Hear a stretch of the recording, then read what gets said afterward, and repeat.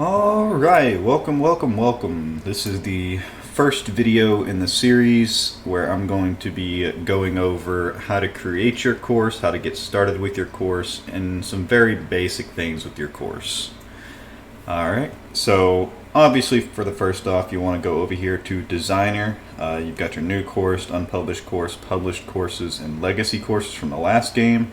I'm going to do this series assuming that most people watching have either attempted a course or two, but most people here have not finished a course. If you would like to see some more advanced stuff, I'm going to have some more advanced videos later on, but for the most part for now, I'm just going to be posting the easy, simple stuff that everyone needs to know. So first thing you want to do is go to New Course, obviously. Once you get in New Course, what you're going to have is you're going to have this big thing over here on the side. You're going to have a general overview of your world, what they give you off the bat.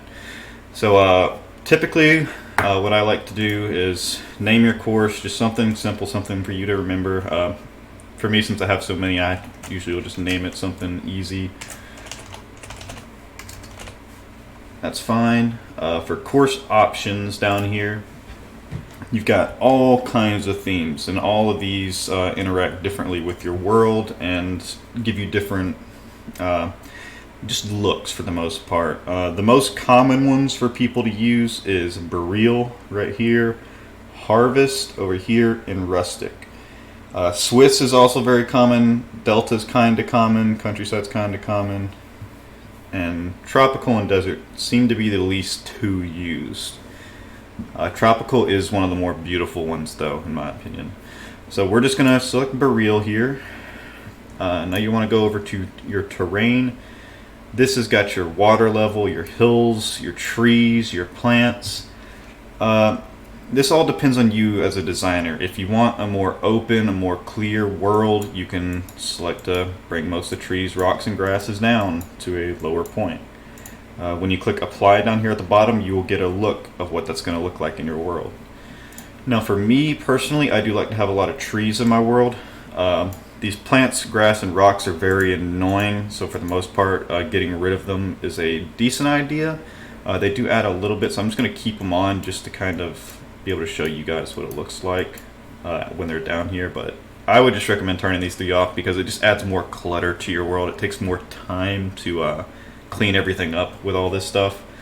And for your water level, obviously that's just how high you want your water. Typically I'll choose a lower water level because you can add water bodies wherever you want now, unlike the really old games. So this isn't as important. The hills is kind of important.